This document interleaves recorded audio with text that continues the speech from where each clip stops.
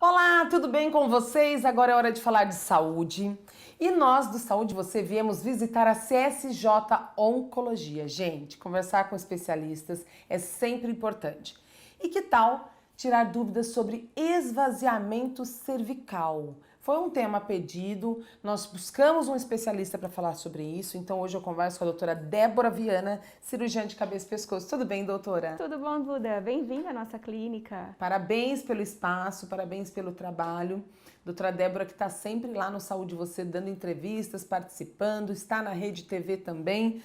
Agora é o seguinte, doutora, para começar a entender, eu tenho algumas perguntas de telespectador e tem algumas perguntas que a gente tem dúvidas ainda com relação ao esvaziamento cervical.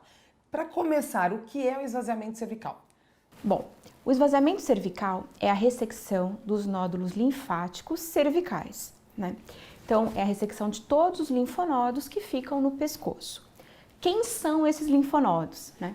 Os linfonodos são uma rede de defesa que nós temos em todo o nosso corpo.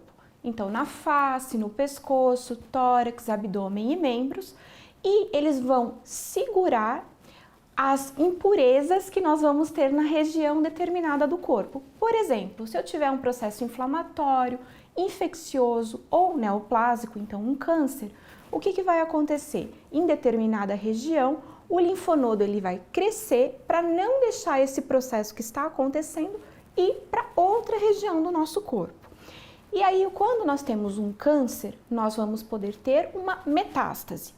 Então, se eu tenho, por exemplo, um câncer na tireoide, o que eu vou ter? Um linfonodo em volta da tireoide, que ele vai crescer e vai segurar esses lesõezinhas de câncer que estão tentando sair daí para espalhar para o corpo. Quando nós vamos fazer um tratamento oncológico, então nós vamos ter que tirar a tireoide do paciente e os linfonodos, que são os nódulos linfáticos, que ficam ao redor da tireoide. Esse seria o esvaziamento? Esse é um esvaziamento cervical. E aí, dependendo do tipo de doença que o paciente tiver, nós vamos ter um tipo diferente de esvaziamento que vamos ter que fazer. Agora, doutora, quando ele é indicado a partir do momento que depende do tipo de doença, de patologia que o paciente apresenta? Exatamente. Então, dependendo do tipo de célula de câncer que o paciente tiver, vai ser indicado ou não um esvaziamento cervical. E também, dependendo do estadiamento do câncer, nós vamos depender se vai precisar de um esvaziamento cervical ou não, porque nós vamos ver a probabilidade que esse paciente vai ter de ter uma metástase cervical. Além disso, claro, se o paciente já tiver uma metástase cervical, o esvaziamento é mandatório, ou seja, ele é obrigatório.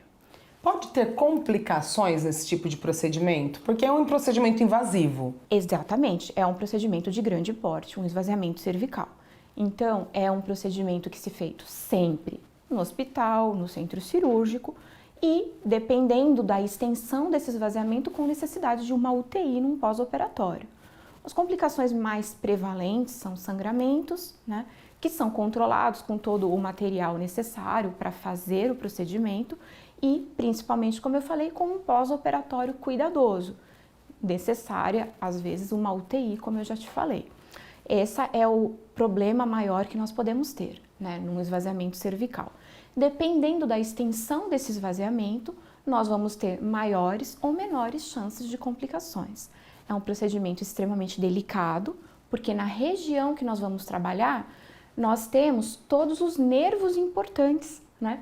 Imagina que eles vão passar todos por essa região. Então, o nervo que faz a mobilização do seu braço, o nervo que é responsável pelas cordas vocais, o nervo que é responsável pela língua. Uma cirurgia delicada até, né? É uma cirurgia extremamente delicada, sim. Agora, você falou depende do tipo de esvaziamento. Existem formas de fazer esse procedimento, esse esvaziamento? Existem. Para cada tipo de tumor, para cada local onde o tumor iniciou-se, vai ser indicado um tipo diferente de esvaziamento.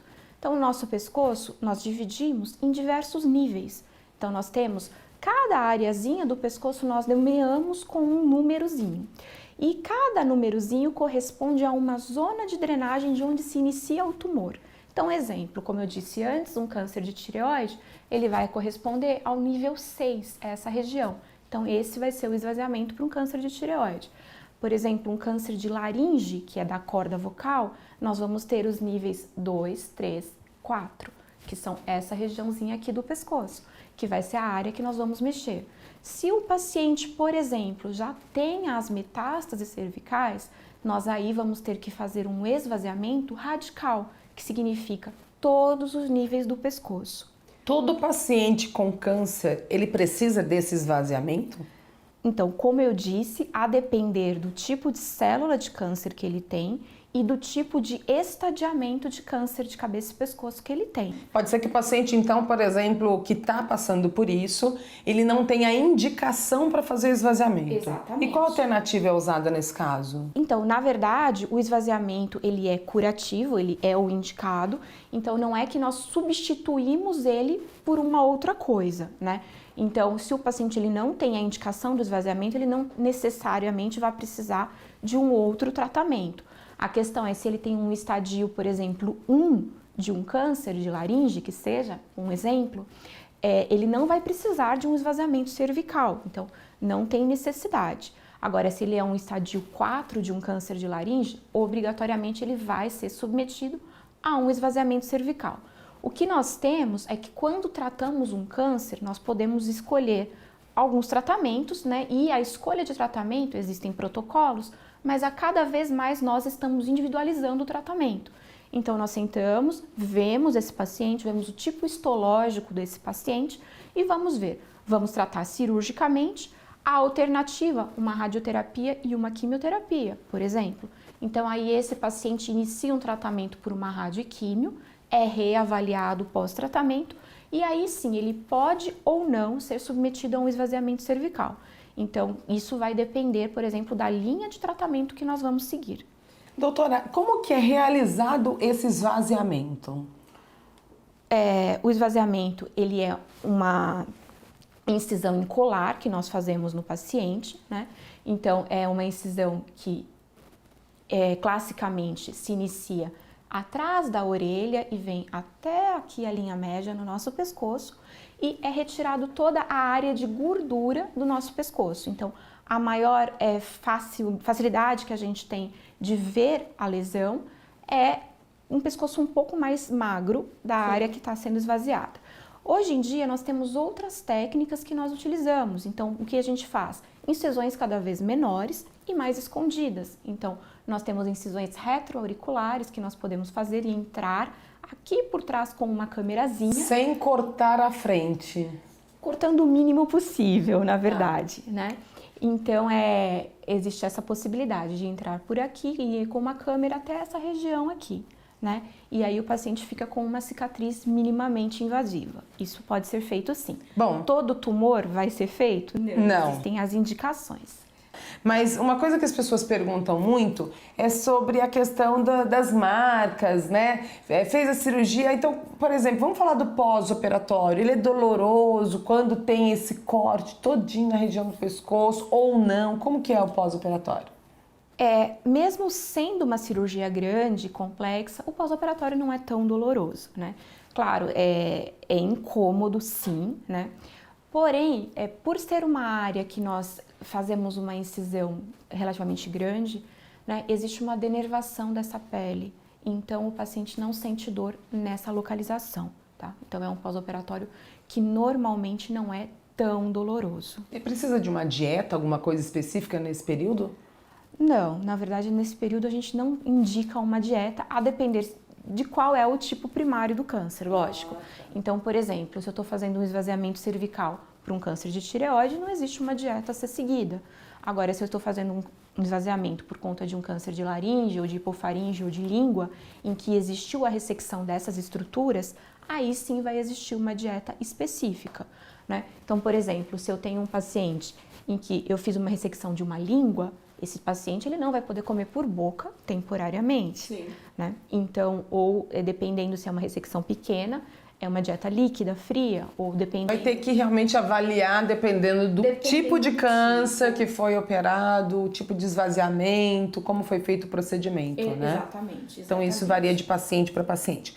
Agora, doutora, como se tratam as metástases no câncer da cabeça? depende, como eu falei, do tipo de câncer que a gente está conversando, né? Então, o câncer de cabeça e pescoço, no caso, é diferente de um câncer de cérebro também, que as pessoas fazem uma certa confusão, né? Então, dependendo da extensão desse tumor, dependendo da região em que ele estiver, essas metástases vão ser tratadas com uma cirurgia, né? E aí a cirurgia é um esvaziamento cervical regional, né? Então, por exemplo, eu tenho um câncer de cabeça e pescoço localizado na região da face, por exemplo, um câncer de pele na bochecha, né? Então, dependendo da extensão dele, se for uma lesão pequenininha, um tipo histológico pouco agressivo, só a ressecção dessa lesão é o suficiente. Agora, eu tenho um câncer de pele na região da bochecha grande, com um tipo histológico agressivo, eu vou precisar de uma parotidectomia, que é a ressecção da glândula parótida, que é uma glândula salivar, para onde drena também essa região, porque dentro da parótida existem linfonodos, que são órgãos da defesa, e além da parotidectomia, eu vou precisar da ressecção dos linfonodos cervicais também, de um esvaziamento extenso no pescoço. Então, o tratamento da metástase, ele é muito variável de acordo com o nosso tipo histológico, né? É sempre importante, quando nós vamos tratar um câncer, estadiar corretamente o paciente. Então, antes do paciente ser tratado, nós temos que ver algumas coisas que vão ser o tipo histológico, isso aí determinado por uma biópsia, né? Depois, nós precisamos ver a extensão dessa lesão e se essa lesão é restrita ao local onde ela começou ou se existem essas metástases. E aí sim nós tentamos com o paciente e vamos determinar qual vai ser a nossa abordagem, qual é a agressividade necessária para esse tipo de tumor. Bom, para encerrar, eu tenho uma pergunta. Você, como trata de pacientes oncológicos, qual é a mensagem que você dá para quem está passando esse momento de isolamento, que está em casa e que está aí tratando de oncologia? A recomendação é vá ao médico, faça suas consultas rotineiras, não vá a hospitais. Qual é a recomendação, doutora? Como vocês estão lidando com esses pacientes? Bom, os pacientes oncológicos são um caso à parte nesse período de coronavírus, né? O nosso recado para a população em geral é realmente fique em casa. Porém, o paciente oncológico tem que ser tratado, porque é uma doença progressiva, né? E dependendo do tipo histológico que o paciente tiver, pode existir uma progressão rápida. Então, o paciente oncológico tem sim que ir ao médico. E como vai ser essa consulta? Pode ser que seja presencial, pode ser uma videoconferência, dependendo se for um acompanhamento do paciente. A gente tem feito alguns acompanhamentos em videoconferência aqui na clínica, né, para poupar esse paciente de ser exposto, né, ao vírus. Porém, o paciente oncológico precisa manter sim o seu segmento, né? Mas tudo tem que ser visto caso a caso. Com certeza. Como eu disse, a agressividade. Tá certo. Doutora, obrigada pela sua participação.